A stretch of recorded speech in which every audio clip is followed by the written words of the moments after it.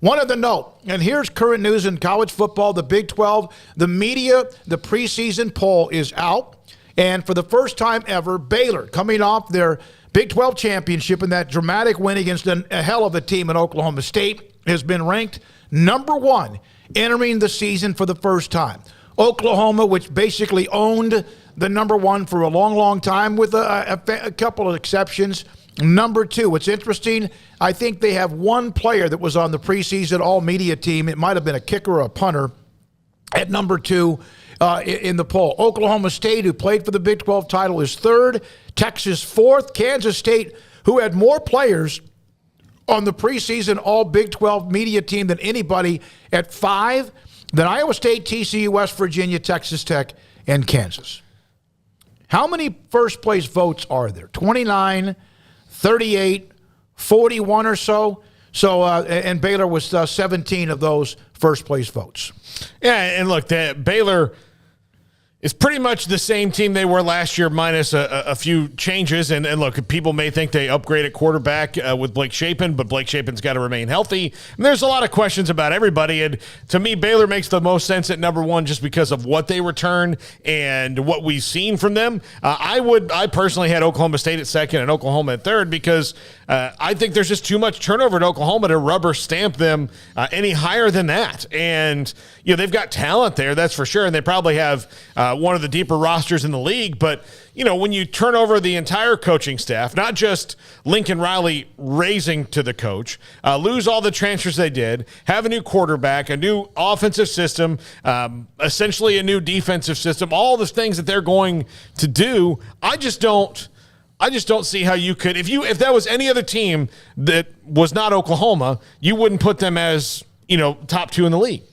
No, I mean, I think Baylor's fair at number 1. I don't necessarily feel great about that, but I do think that they have a really strong argument. I mean, when you say, well, they lost some guys. Yeah, they lost Jalen Petrie for one. I mean, that's a massive loss, and they lost some other good players defensively, but I do think that there is talent in place that the experience factor is going to be missing, but if you can kind of get over that hump a little bit quicker, then I do think the talent level might be a little bit better overall as it matures. But no, I mean, they do have, you know, some talented players on defense that aren't going to be around and some of their better players on offense. So skill-wise, yeah, there's a lot to replace, but I know they feel good about the young ones. And even still, with those questions, I mean, you look around the league and tell me why they shouldn't be number 1. And don't tell me just because Oklahoma, well, they're number 1 every year. I saw like 1 or 2 Sooners fans. And look, if you look around Twitter, you can see every kind of fan of every fan base there is. So, you know, this is definitely not wide or painting Oklahoma fans with a broad brush. But saw a couple of people, how could Oklahoma not be number 1? Why should Oklahoma be number 1?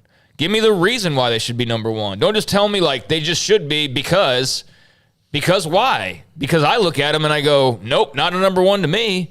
Past years, absolutely. But all the questions that you just laid out there, Paul, all the transfers they had, all the turnover, I mean, what reason is there to believe they're number 1? Now, it'll make for a great story if Brent Venables in his first year takes this team that's not typically the favorite and goes on a run. And you know what? That'll bode really well for the future. But, I mean, if you're being realistic and not just, you know, riding with your homer glasses, then no, they don't deserve to be number 1 with the team that they have on paper. And, yeah, Oklahoma State probably should be number 2, even with what they lost. But I think Texas is a very strong contender. I think K-State's a very strong contender. I think West Virginia, if JT Daniels settles in the way that a lot of people out there think that he can, and with the transfers they've had, I know they had a lot that left, but they should be better. I think the Big 12 is going to be a hell of a lot of fun. I don't know about Iowa State. I know they got a first-place vote. Last year, that made a lot more sense to me than this year, because this year I think there's a lot of questions, but they still have some great players coming back.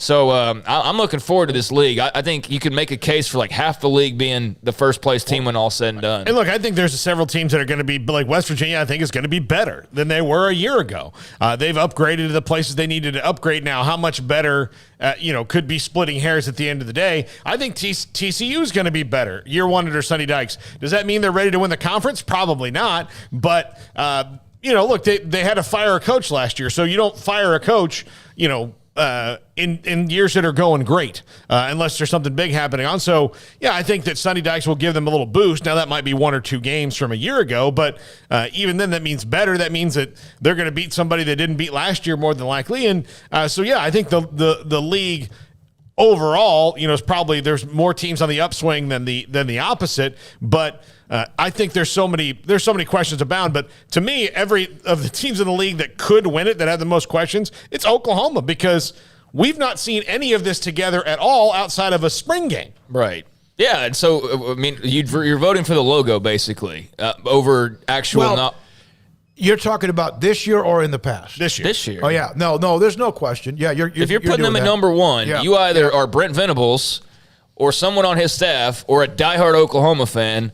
Yeah, I mean, because outside of that, you're voting for the logo based on what's on paper, and I'm sure that this will come across to somebody who's not listening all the way that it's like disrespectful to Oklahoma or something. It's just, no, I think Baylor at number one's I think you can make a strong case. I think you can make a case for a couple of others, and you could probably make a case for Oklahoma. But point being, Baylor number one in this preseason poll, yeah, it makes sense. And guess what? It's a preseason poll, so we won't even be talking about this in a month from now. I'm sure, though, that if Oklahoma wins, we'll hear about this in about 5 months as they're on their way to a Big 12 title. But outside of that, we'll never talk about this poll again. We're going to have Matt Fortuna to just kind of give us a little bit with his thoughts, college football. But put that poll up one more time, Garrett, because some that are just now joining the show, we appreciate those of you are.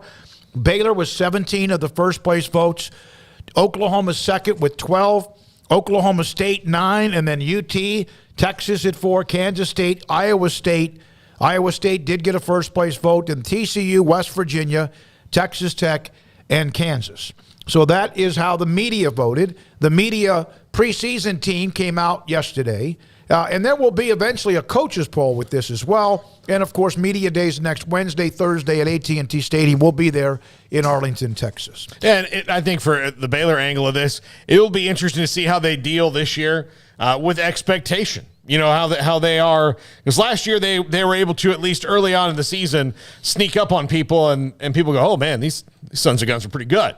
And then towards the end of the year, you kind of knew what they were. Now they're the number one team. People know that they're good. Given the fact that their coach is the most even-keeled human being who's ever human being on the earth, I don't think that they'll walk around thinking about that at all. But it is interesting to be the team that people do expect to win it, and how you respond to that is on the leadership of your team. But last year they got to kind of lurk in the shadows for a little while. I mean, they're the hunted, not the hunter. Yeah. And, that's the case now. I mean, I do think that the big thing working against them is their schedule. I mean, I don't know how many people who voted them number one really look deeply at their schedule, but they got some big road games and some tough road games and some non-Saturday road games, like Black Friday against Texas, I believe, is one of their big matchups. And was there like a Thursday night against West Virginia. Yep. And West Virginia is going to be better. So scheduling-wise, they got a lot tougher of a road to hoe. And that's where my concern comes in. And they do have question marks. I mean, everybody does. I can see the case for putting them number one, like I said. I can see the case for putting somebody else. But I think, again, there's 5 or 6 teams you could put there and have a solid argument for. All right, Baylor